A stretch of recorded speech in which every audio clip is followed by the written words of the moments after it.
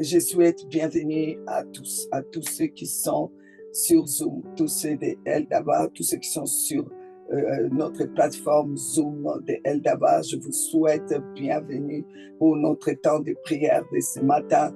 Alors voilà, nous allons passer le temps dans la prière. Nous sommes toujours dans nos 101 jours de prière. Et ces 101 jours de prière, ça a commencé depuis le 28 avril. Nous terminons le 6 août. Tous les matins, 6 heures du matin, nous sommes connectés. Après le 6 août, nous allons voir comment on continue. Le Seigneur est bon. Alors, je vous remercie, vous qui êtes là chaque matin connectés pour prier ensemble avec moi. Alors, je vous salue vraiment de tout mon cœur. Et c'est un privilège pour moi de passer ces temps dans la prière avec vous. Amen, amen, amen. Alors, bien-aimés, voilà, nous allons prendre quelques minutes pour prier en langue, ok? Prier avec avec le Saint-Esprit. Alors, ceux qui sont sur Zoom, s'il vous plaît, prenez ces quelques minutes-là. Commencez pendant quelques 2 minutes, s'il vous plaît. Ouh là là. J'ai bougé l'écran de notre... Voilà, j'ai bougé l'écran. Alors, nous allons prier. Pendant que ceux qui sont sur Zoom prennent ces 2 minutes-là pour prier en langue, moi, je prie avec vous tous. Je prie ici. Alors, tendre Père, c'est au nom de Jésus-Christ que nous nous approchons de ton trône de grâce. Ouvert par le sang de Jésus-Christ, nous venons nous humilier sous ta main puissante, car tu es Dieu d'éternité à l'éternité. En toi, il n'y a ni changement, ni ombre de variation. Notre Dieu, nous te prions, Papa, d'étendre encore ta main pour la prière de ce matin. Seigneur, tu nous as fait la grâce de pouvoir nous réveiller ce matin. Beaucoup ne se sont pas réveillés ou beaucoup se sont réveillés avec d'autres problèmes, d'autres difficultés. Seigneur, c'est vraiment une grâce d'être réveillés, nous et tous ceux que nous aimons. Nous te disons merci, merci. Papa, maintenant, nous voulons vraiment prendre ce temps dans la prière selon ta convocation. C'est toi qui nous as convoqués. Tu as convoqué tes enfants, tu as convoqué ton peuple. Tu nous as dit de venir, tu nous as dit de nous retrouver à tes pieds. Oui, Seigneur, à tes pieds nous sommes. C'est ça, un jour, c'est vraiment pour être à tes pieds à la même heure, Seigneur. Merci pour l'autel qui est établi, qui s'établit et qui s'établira encore de plus en plus. Et chaque jour, nous savons que l'autel qui a été établi est en train d'être fortifié par la prière. Nous savons que ça fait partie des plateformes où les anges sont en train de descendre depuis le 28 avril. Ils descendent à la même heure, toujours au même endroit. Nous disons merci, merci, merci pour la présence des anges de Dieu. Merci Seigneur pour ta présence aussi, pour le fait que tu nous donnes de plus en plus de révélations, parce que tu descends, parce que tu agis, parce que tu aimes, Seigneur, l'autel des prières. Tu es le Dieu des autels. Quand on bâtit l'autel des prières pour toi, toi, tu es là, Seigneur. Oh, c'est pour ça que tu as dit, si 2 ou 3 sont réunis à mon nom, je suis là. Oh, tu as dit, Jésus, tu as dit, je suis avec vous tous les jours jusqu'à la fin du monde. Tu es avec nous. Tu ne nous délaisseras jamais. Tu ne nous abandonneras jamais. Nous te disons merci parce que nous sommes aussi avec toi, Seigneur. Nous sommes connectés, Seigneur, pour la gloire de ton nom. Amen, amen, amen. Alors, voilà. Je demande à quelqu'un de l'administration d'être connecté sur YouTube. J'ai désactivé les commentaires parce que c'est des YouTube, donc vous ne saurez pas me mettre les commentaires. S'il y a quelque chose, prenez la parole au niveau du Zoom et dites ça va ou ça ne va pas, parce que tous les commentaires, ça distrait. Donc, j'ai désactivé les commentaires pour ne pas les voir, pour qu'on puisse prendre vraiment notre temps dans la prière. Vaincre les déclarations de guerre cette semaine, vaincre les déclarations de guerre. Le lundi, le Seigneur a dit, il faut d'abord démanteler, trouver tous les hackers. parce que les Akans sont souvent des personnes proches de nous qui ont dévoué à l'interdit. Donc, nous devons vraiment aller devant le Seigneur. Nous avons été tout ce qui était Akan. Nous avons dit, Seigneur, Jésus-Christ, tu as été immolé pour nous. Alors maintenant, tous les Akans, ce n'est plus, nous sommes dans la période de grâce, on ne peut pas les prendre et les mettre dans le feu, on ne peut pas les immoler. C'est pour cela que Jésus-Christ a été immolé une fois pour toutes pour nous, afin que tous les Akans aussi, soit que c'est à nous à pointer les Akans, à demander pardon, dire que ça c'est Akan. Ça c'est une situation qui peut paralyser ma famille. Ça, c'est une situation qui peut paralyser, qui peut paralyser mes prières. Toutes les situations que je vis, toute situation que je vis, qui me montre que ma prière n'est pas exaucée, qui me montre que je stagne malgré tout, malgré ces temps de prière, malgré les jeûnes, malgré les supplications, ma situation stagne. C'est qu'il y a Akan, c'est qu'il y a quelque chose d'interdit que moi j'ai pu faire et que je n'ai jamais mis les doigts dessus pour vraiment dire au Seigneur, ça c'était l'interdit, je n'aurais pas dû, même si j'étais contraint.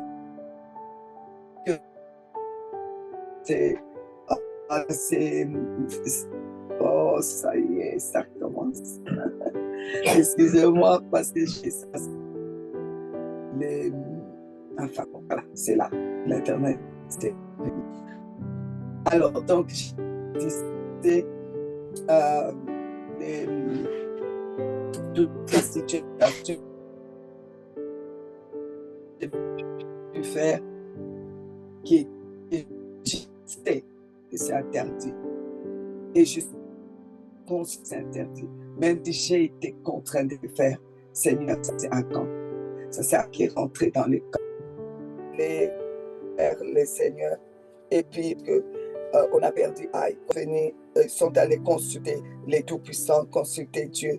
Pourquoi on a perdu Aïe? Il y a quelque chose qui ne va pas.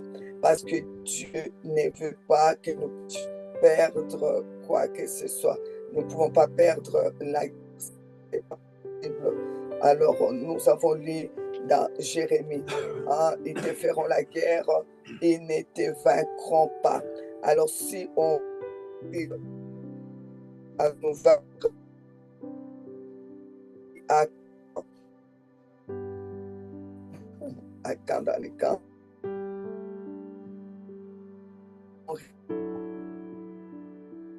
et perdre, il faut démanteler, sortir les Akans, ok?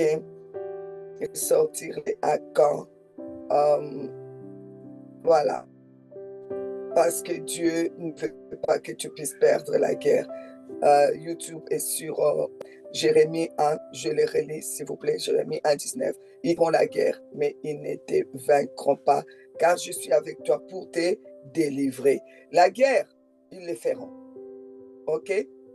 Il ne faut pas être naïf. La guerre, ils te feront. Ils te feront la guerre. Parce que les mondes des esprits méchants, ce ne sont pas tes amis. Ils te feront toujours la guerre. Mais ce qui est sûr, c'est que Dieu a dit, ils ne te vaincront pas. Ils vont faire la guerre, ils ne vont pas te vaincre, n'est-ce pas? Ils te feront la guerre, mais ils ne te vaincront pas. Mais maintenant, pourquoi gagner? Pourquoi face à Aïe? Donc, Aïe, c'est qu'on a lu la semaine.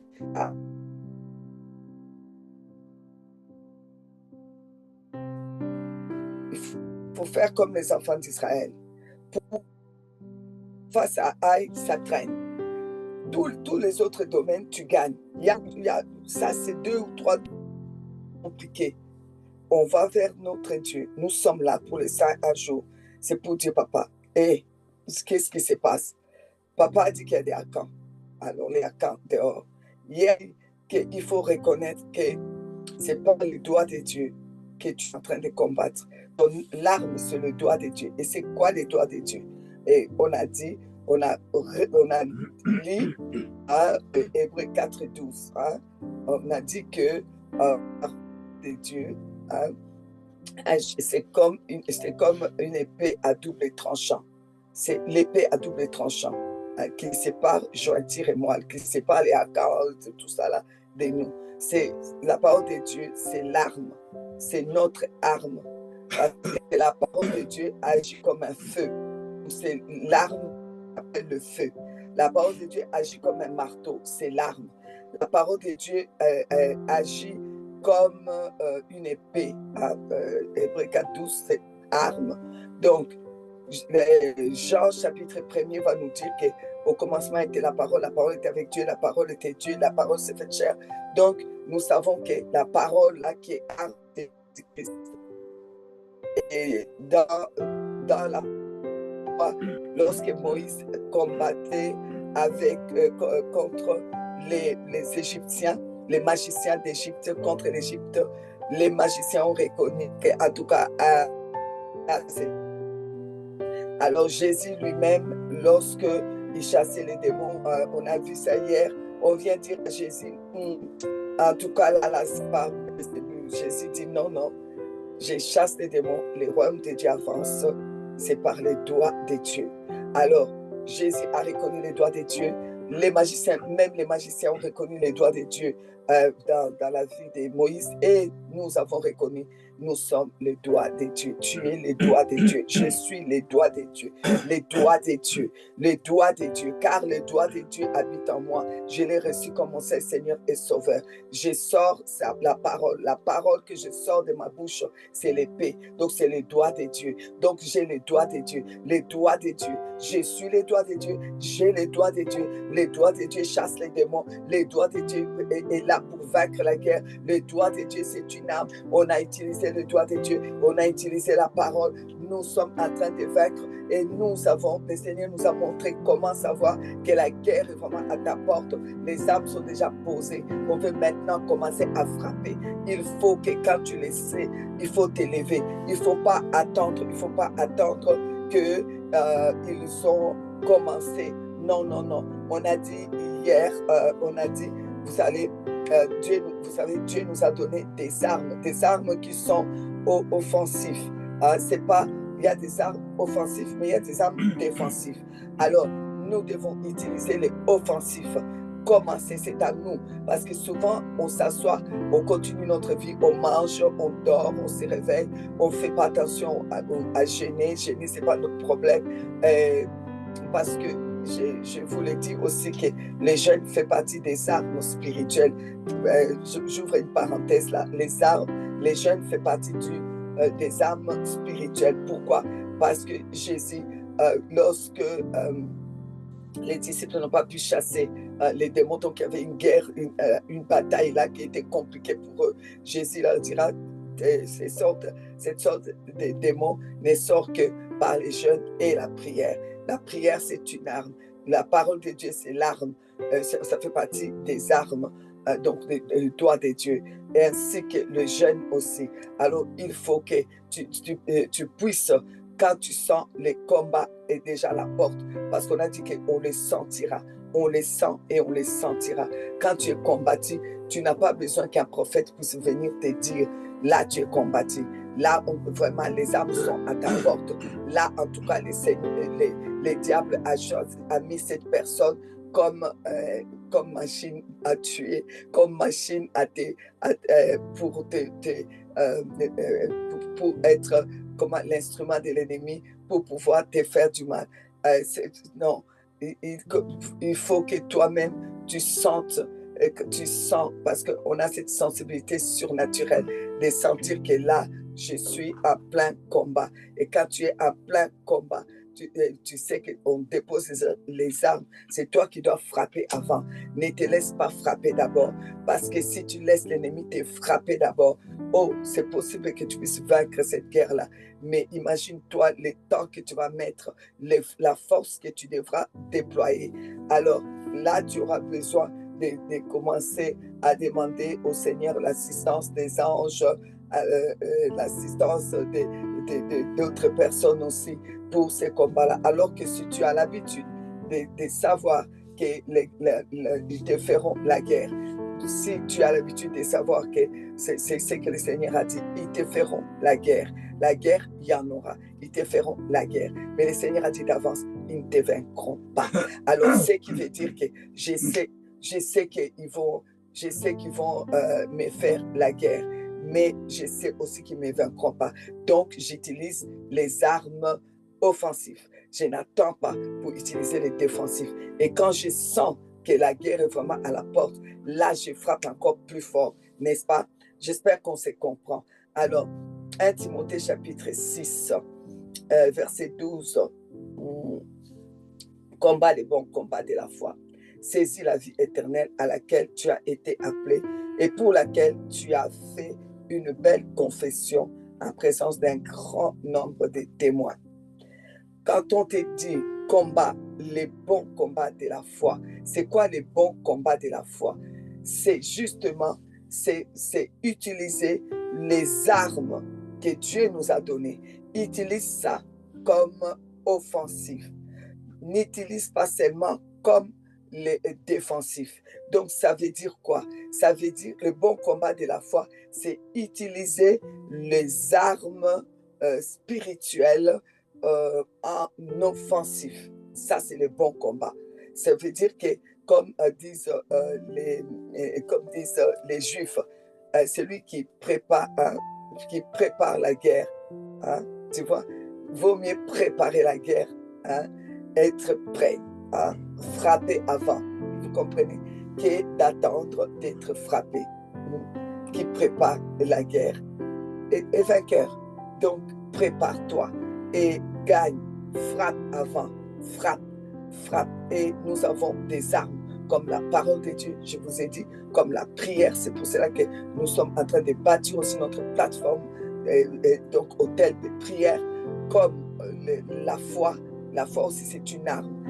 Alors, utilise ces armes-là. Je vais qu'on lise ensemble dans Éphésiens, s'il vous plaît. Donc, nous allons dans Éphésiens 4.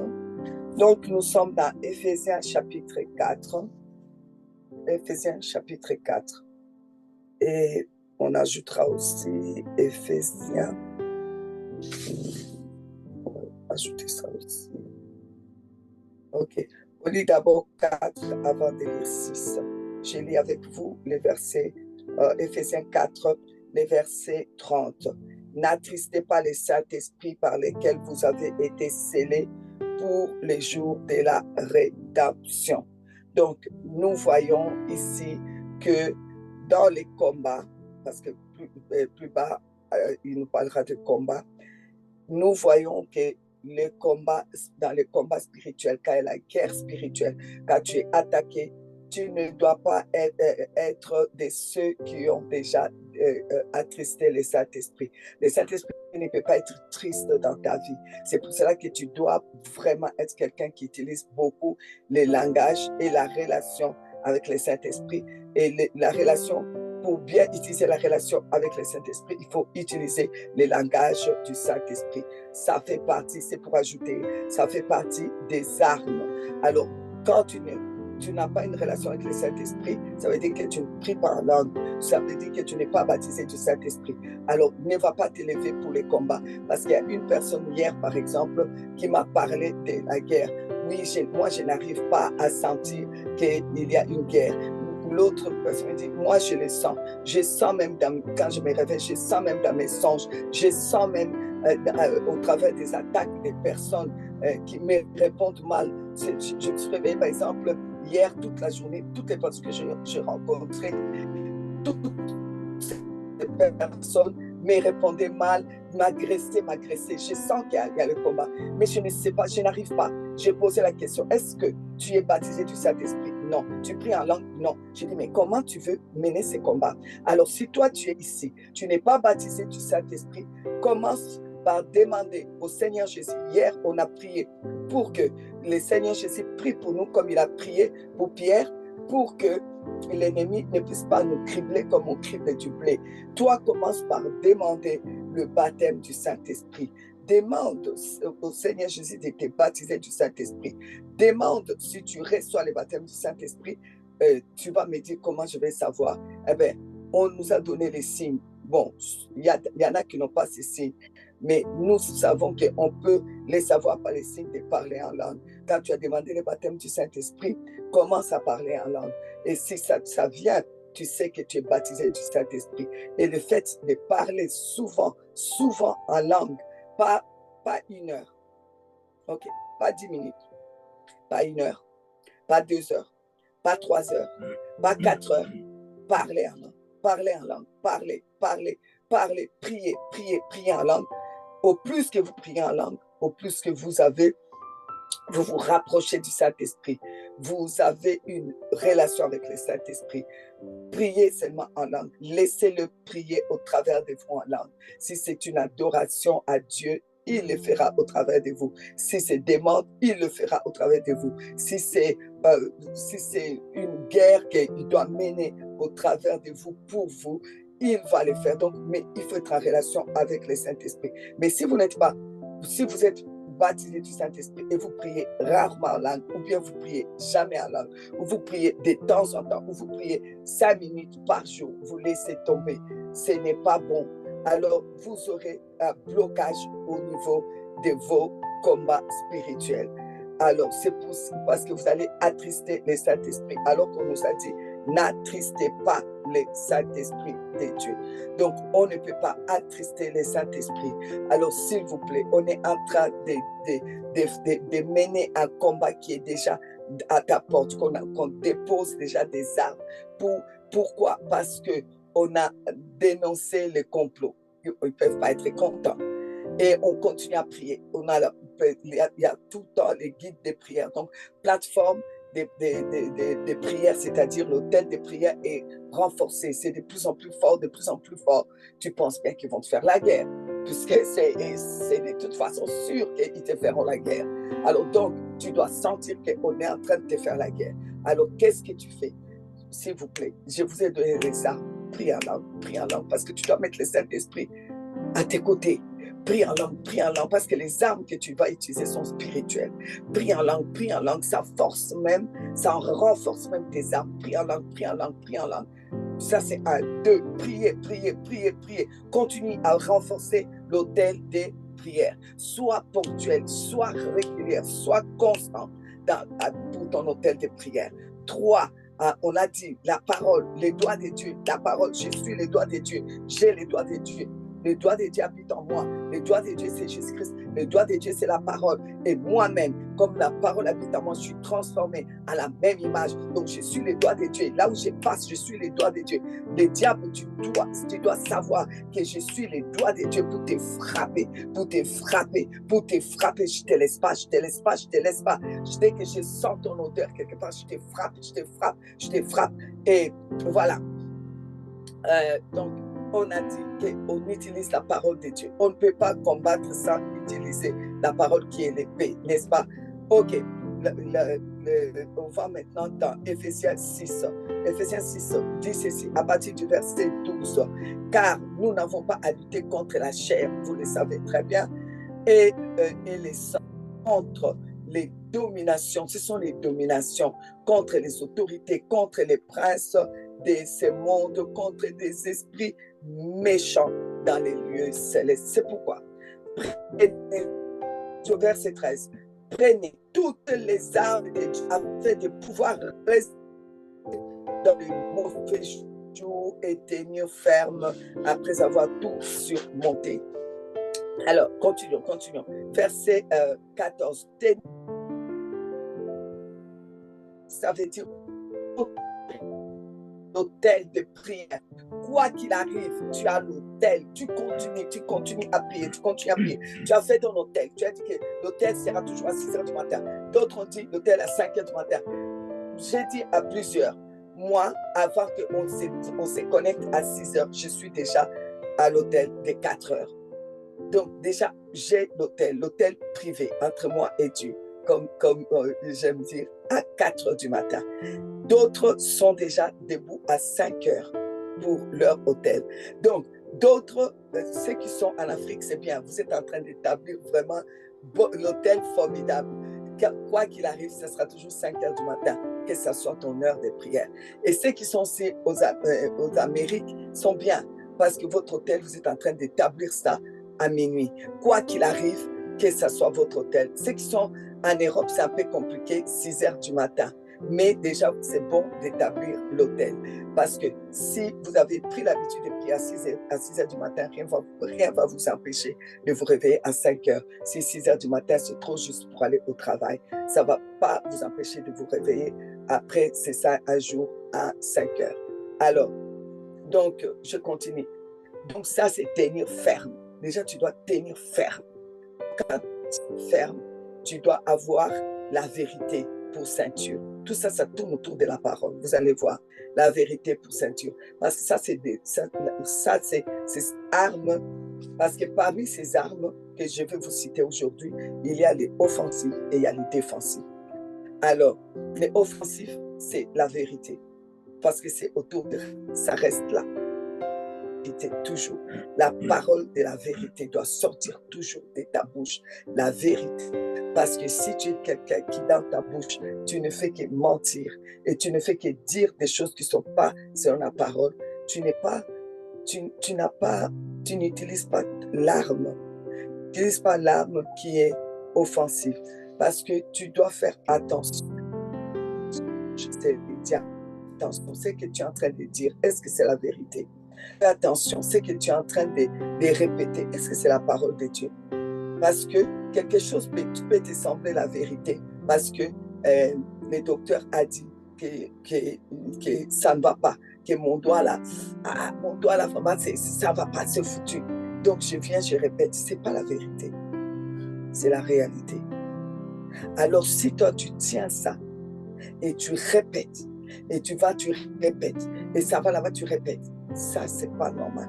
Tu n'es pas dans la défense, dans l'offensif. Tu n'es pas dans l'attaque. Tu n'es pas dans l'offensif. Tu n'attaques pas. Tu te laisses attaquer. Vous comprenez ce que je veux dire? Donc, je ne peux pas. Il y a des choses, je me souviens, moi et Marie-Berthe, s'il y a des choses comme ça, on ne sait pas, on dit, en fait, je ne sais pas dire la chose, je ne peux pas dire la chose, mais bon, alors on trouve un petit peu des genres de codes pour pouvoir dire, en fait, pour pouvoir dire j'ai mal au dos, pour pouvoir dire mon dos est bloqué là, j'ai besoin de prière, mais on trouve des codes parce qu'on ne veut pas prendre la réalité et les sortir dans ma bouche, alors que ma bouche doit sortir la vérité. La vérité dit, je suis l'Éternel qui te guérit. Donc, je suis constamment guéri. Donc, je ne peux pas dire. Alors, la chose que je ne peux pas dire, il y a des fois, on dit, je préfère écrire. Je préfère écrire. Vous voyez? Alors, on doit faire très attention. Et puis, comme j'ai dit, à force de mentir, à force de dire des choses qui contredisent la parole de Dieu, c'est des mensonges aussi. Ce n'est pas la vérité. De notre bouche, la vérité doit sortir. OK? Tout ça, ce sont des armes parce que le combat, je vous assure, ils te feront la guerre. Tu veux ou tu veux pas. Moi, de toute façon, je l'essaie. Hein. Ça ne me dérange pas parce que le Seigneur a dit, ils ne me vaincront pas. Donc, ça ne me dérange pas. Qu'ils perdent leur temps à me faire la guerre, à faire des complots et organiser leurs complots et me faire des guerres. Ça ne me dérange pas du tout. Ça ne me dérange pas.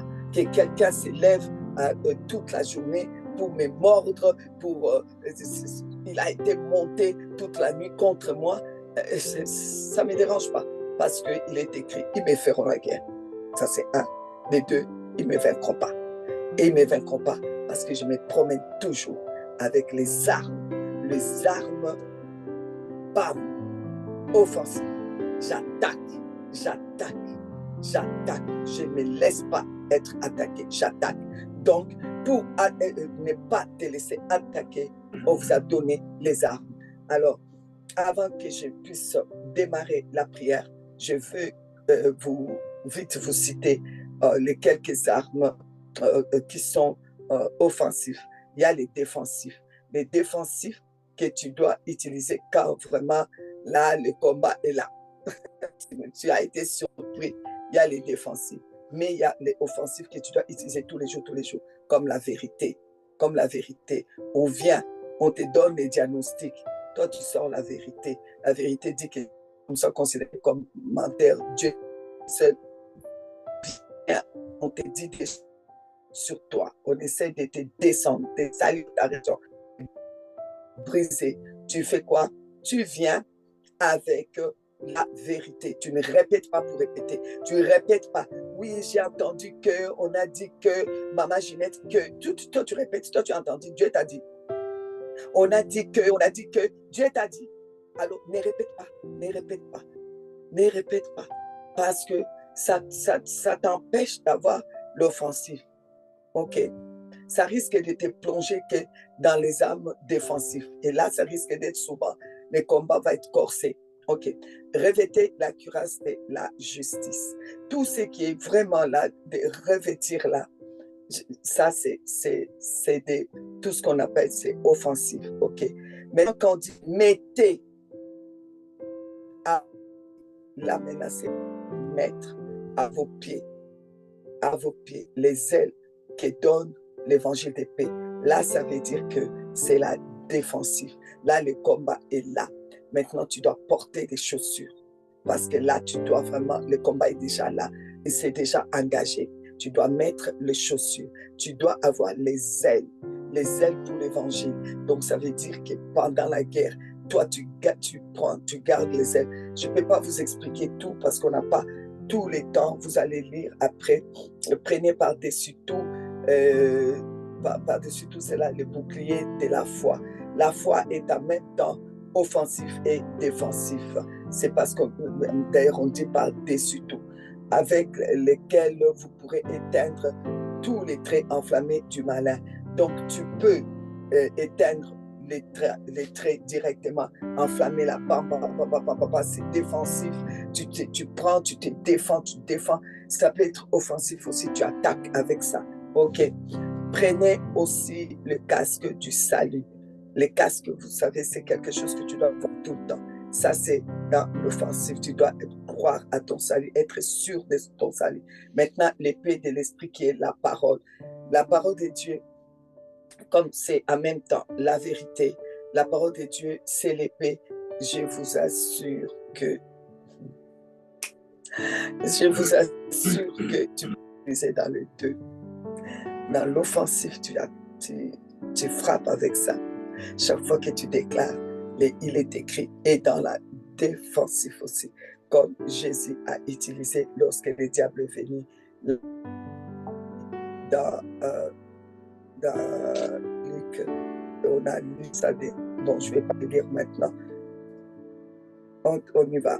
Faites en tout temps, par l'esprit, toutes sortes de prières et de supplications. Ça, je vous dire. J'ai dit, il faut absolument, quand on dit par l'esprit, il s'agit de la prière en langue. Quand on dit toutes sortes de prières, ça veut dire aussi la prière en français. La prière, prier, ça c'est établir votre déjà plateforme, votre hôtel de victoire, parce que l'hôtel de la prière, c'est automatiquement l'hôtel de la victoire. Veillez à cela avec une entière persévérance. Donc, ça veut dire que l'autel, tu dois veiller à ce que l'autel soit nourri. Persévérance et prier pour tous les saints. Ayez l'habitude d'intercéder. C'est une arme qui est pour nous, comment dire, dans la défensive. Quand tu es attaqué, prie pour les autres surtout. Pense à prier pour les autres. OK. Le bon combat de la foi, c'est ça. C'est prendre des armes qui sont offensives. Attaque avant d'être attaqué. Tu n'attends pas. Quand maintenant tu es attaqué, tu utilises tous les restes, tu utilises les chaussures. Et là maintenant, tu commences à utiliser, à prendre le temps de l'intercession et pour les autres. Parce qu'il y a des gens qui sont des intercesseurs qui tous les jours doivent prier pour les autres. Il y a des gens qui prient pour les autres. Mais quand c'est le temps vraiment des combats, là, tu commences vraiment à prier pour les autres. Prier pour les autres, c'est prendre soin aussi des autres. C'est aussi nourrir différemment l'autel par des sacrifices. Alors là, le moment où tu donnes vraiment, vraiment des offrandes conséquentes, c'est vraiment au moment où tu es vraiment attaqué.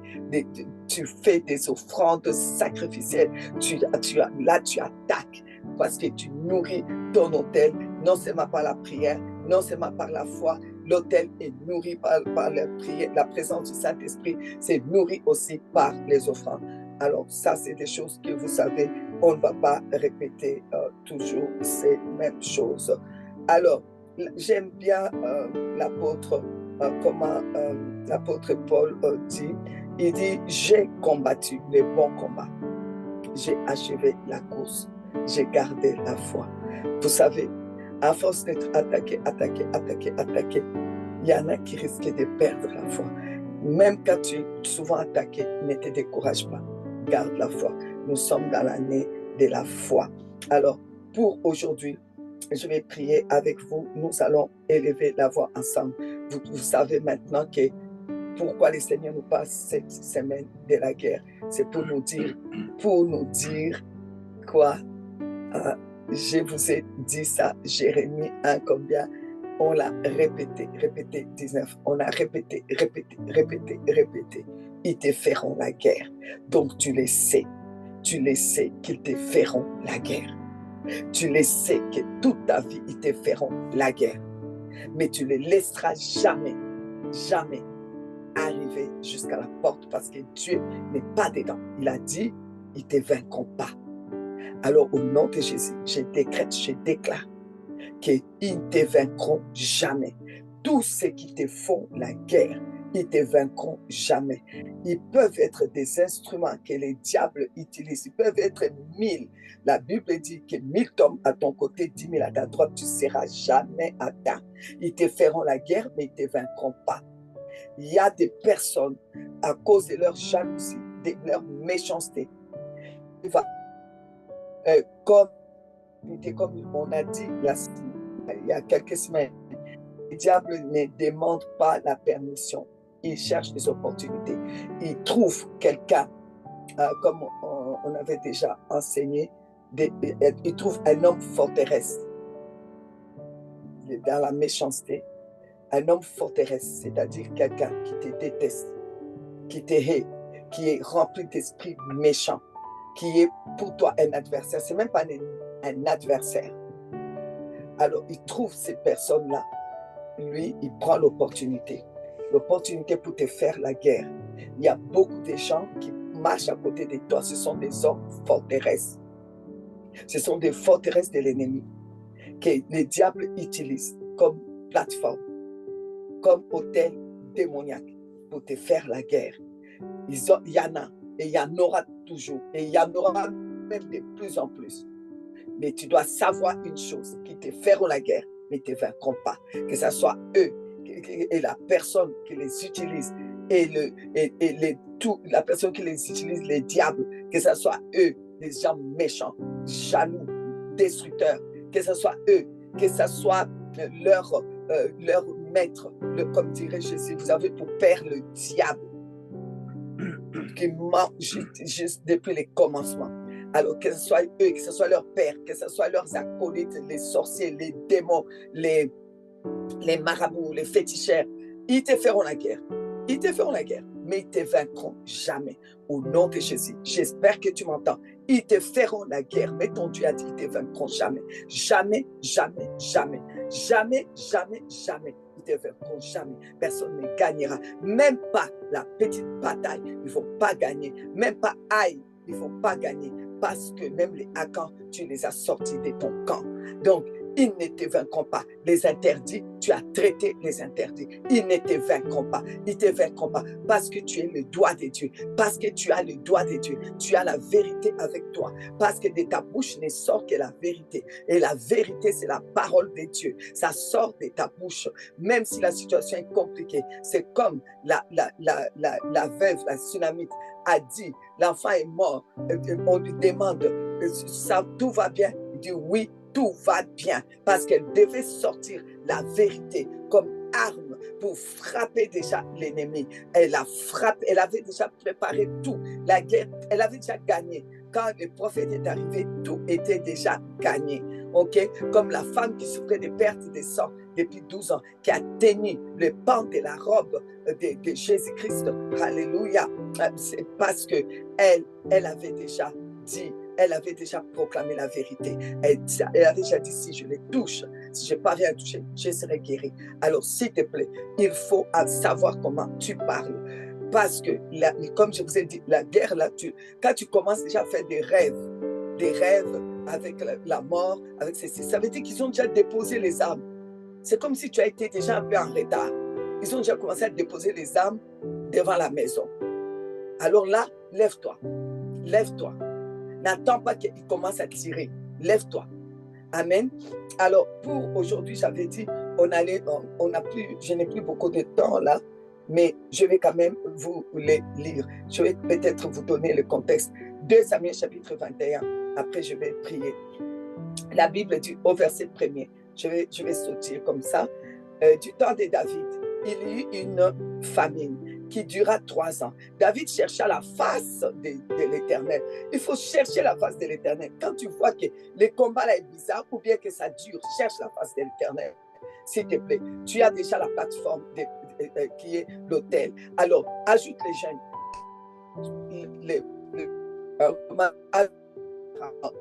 ajoute encore plus. Même offrande, vas-y. Tu dis, mais c'est pas possible qu'il y ait des choses. Cette famille a duré 3 ans.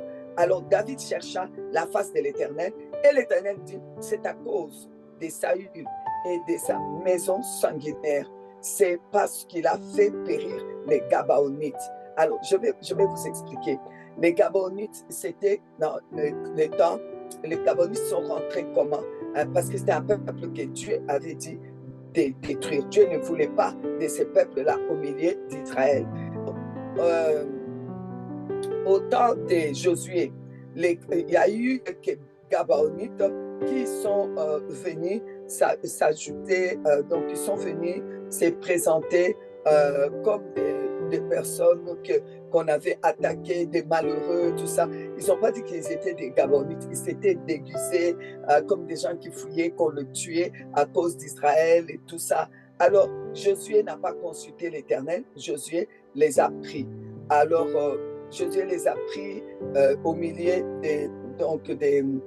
des enfants d'Israël. Il a fait alliance avec eux. C'est pour cela qu'on ne joue pas avec les alliances. On ne fait pas les alliances n'importe comment.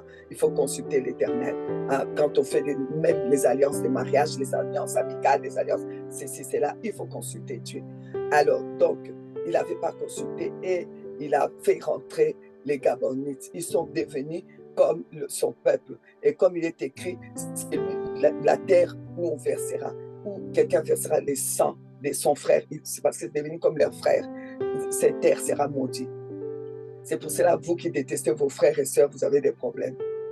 Parce que chaque fois que leurs larmes coulent, les sangs coulent aussi dans votre pays. Et c'est dans votre famille. C'est pas bon. Alors, donc, ils ne pouvaient pas tuer les Gabaonites. Parce qu'ils avaient fait alliance, parce que c'était devenu comme leurs frères. Maintenant, quand Josué a su qu'ils étaient des Gabaonites, Josué leur a dit, vous allez couper seulement le bois pour nous, pour qu'on puisse s'échauffer. Il leur a donné vraiment de faire le travail, voilà, quoi, pour eux, de couper le bois et tout ça. Donc voilà. Et quand c'est maintenant arrivé au temps de Saül, Saül s'est dit, je ne vais pas des Gabaonites. Je sais que c'est des Gabaonites. Et alors qu'ils avaient déjà fait alliance. Pas comme ça, enlever cette alliance-là sans qu'il y ait le sang. Alors donc, il y a eu donc c'est que Saül avait fait qui a déplu à Dieu. Donc Dieu a regardé et l'ennemi a profité, il est rentré par là parce que l'alliance, il est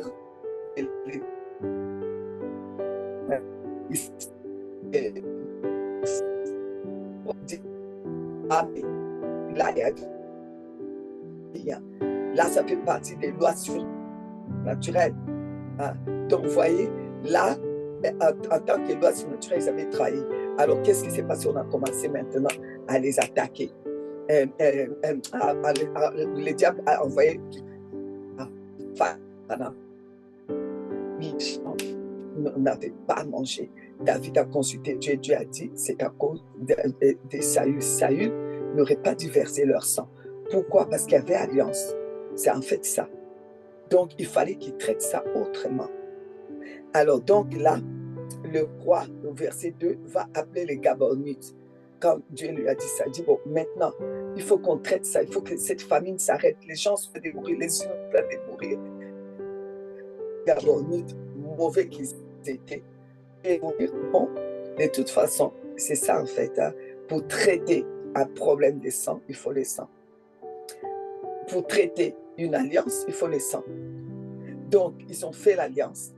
Maintenant, pour sortir de cette alliance aussi, il faut les sangs. C'est pour ça qu'il y a des fois, vous faites des alliances avec quelqu'un. Maintenant, vous voulez couper l'alliance, vous ne savez pas qu'il faut les sangs. Dieu merci à le sang de Jésus pour nous. Nous, si on veut sortir d'une alliance, qu'on sent que c'était pas bien, c'était une erreur. Les gens de notre famille, c'était une erreur. De sortir d'une alliance, on va invoquer le sang de Jésus. On va invoquer le sang de Jésus. On ne laissera pas ça comme ça. Alors, David a dit aux Gabonites, au verset 3, que puis-je faire maintenant? Donc, pour l'expiation et que vous bénissez l'héritage de l'Éternel. Les Gabonites, voilà, mauvais qu'ils étaient, ils ont dit, il n'y a pas d'argent. C'est ici question de sang. Donc, il faut nous livrer 7 fils. OK? Il faut nous livrer 7 hommes. Donc, verset 6.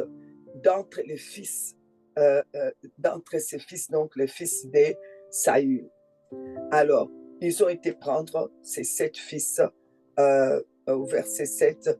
Le roi épargna Méphibosheth parce que bon, c'était le fils de Jonathan et puis il y avait alliance avec Jonathan.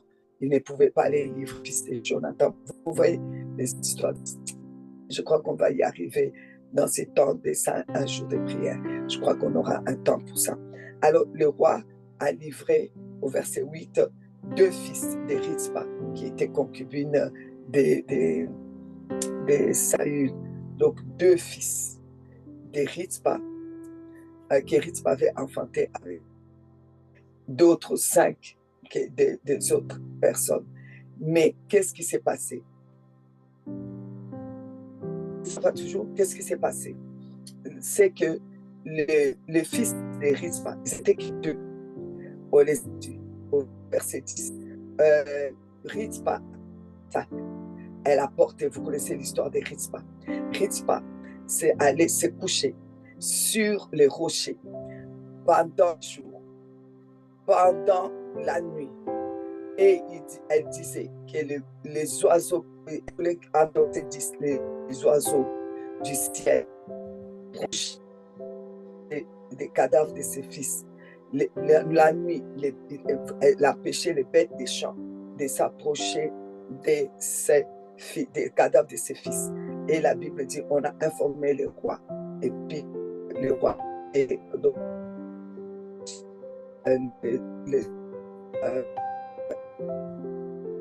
a fait enterrer. Et lorsque le roi a fait cela, on dit que voilà, il y a encore après donc on dit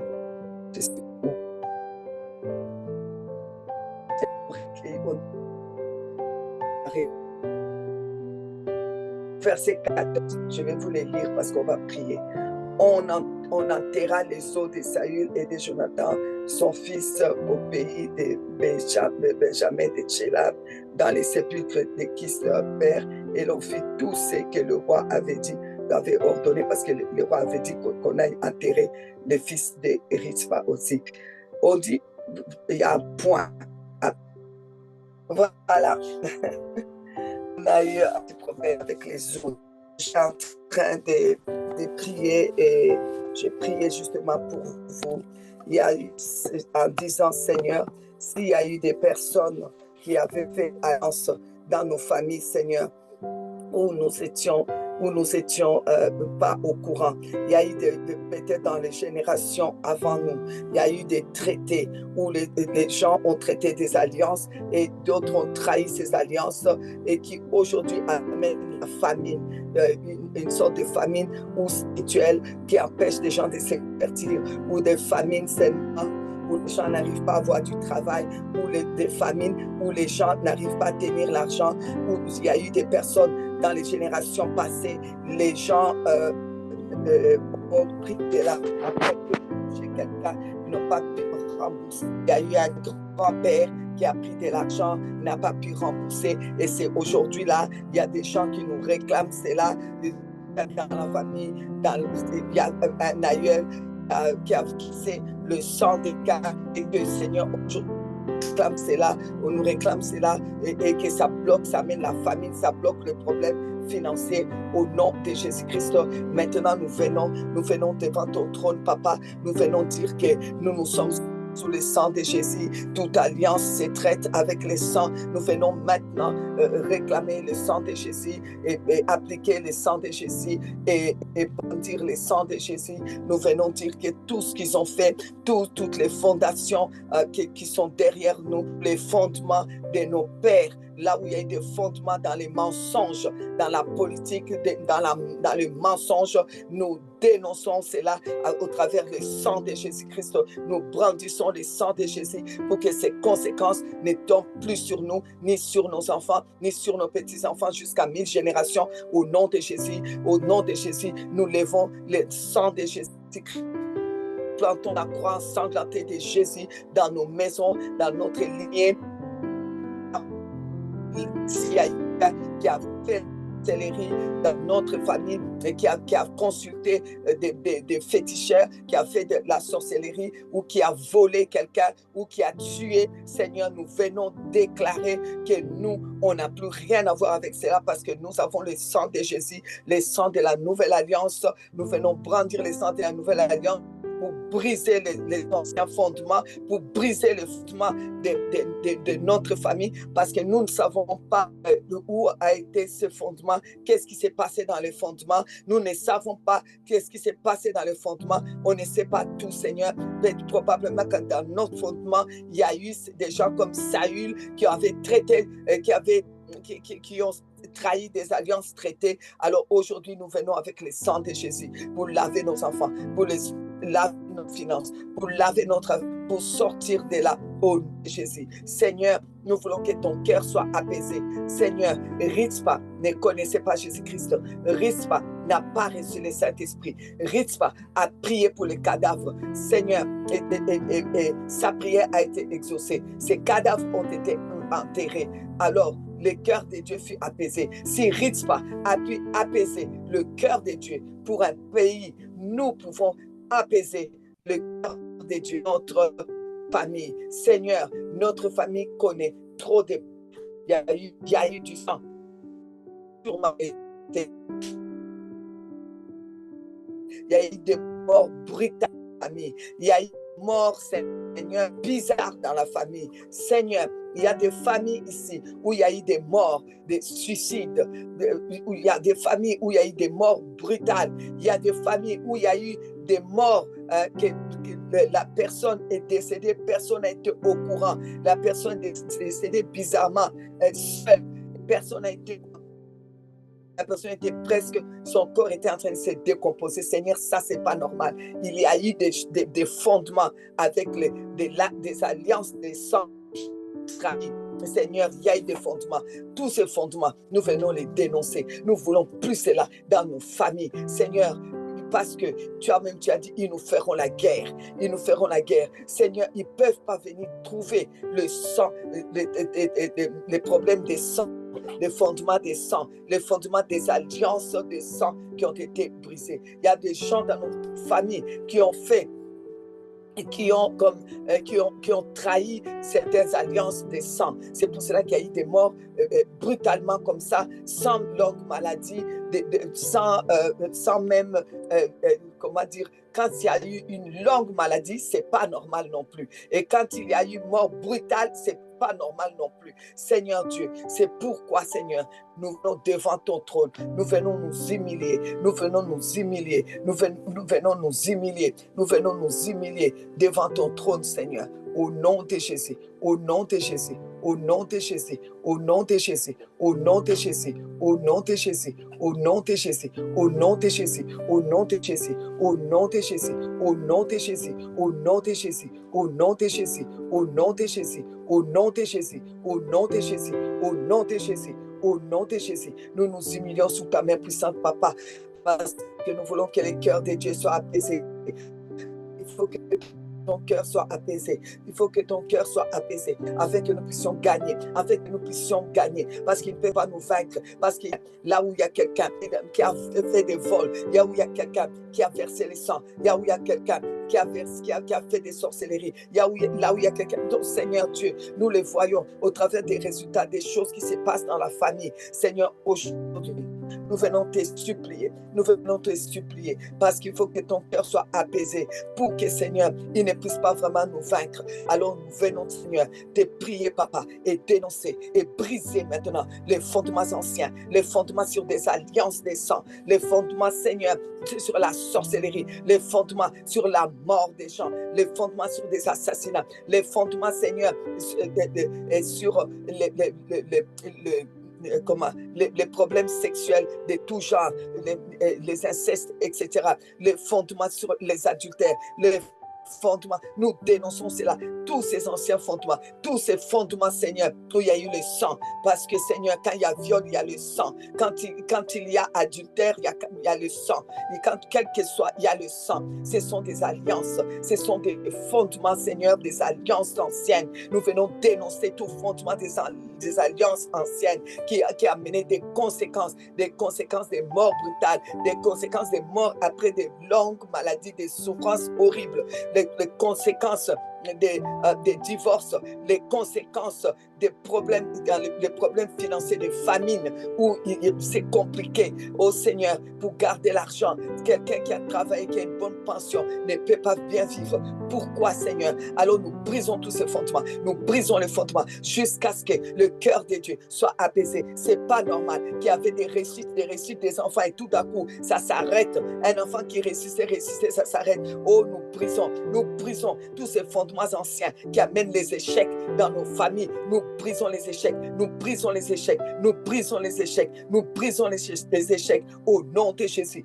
Au nom de Jésus, nous détruisons tous les fondements d'échecs au nom de Jésus. Nous refusons les échecs dans nos familles. Nous refusons, Seigneur, les problèmes financiers. Nous refusons cela parce que nous détruisons tous les fondements anciens, tous les fondements anciens, tous les fondements anciens au nom de Jésus, au nom de Jésus, au nom de Jésus, au nom de Jésus. Amen, amen, amen, amen. Bien-aimé, la prière d'aujourd'hui, il ne faut pas arrêter ça comme ça. C'est très important. Allez dans tous les fondements là. Passez, revoyez l'histoire de Saül. Revoyez cela. Parce que tous ces fondements anciens, tu peux pas entamer la guerre spirituelle, sachant que ces fondements sont encore debout. Il faut renverser. Toi-même, tu sais, moi aussi, je dois voir dans ma famille, toi aussi, tu dois voir. Est-ce qu'il y a eu des incestes? Est-ce qu'il y a eu parce que les incestes, c'est du sang qu'on a versé. C'est des alliances qui ont été faites.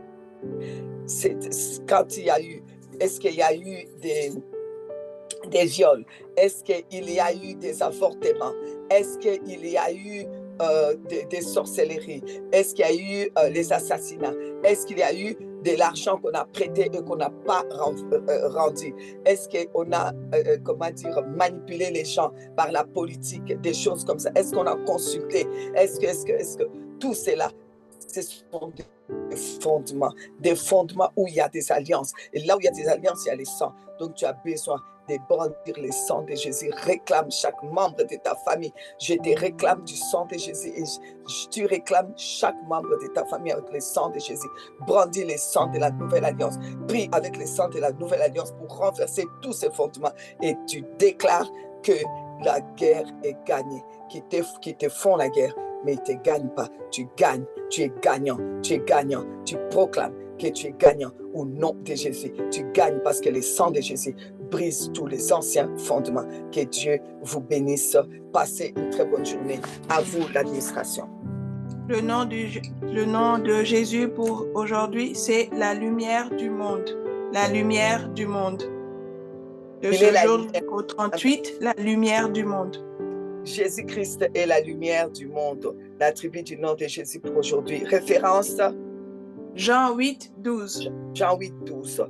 Il est la lumière du monde, qu'il puisse vraiment vous éclairer sur tous les fondements anciens, que tous les fondements anciens liés avec les alliances.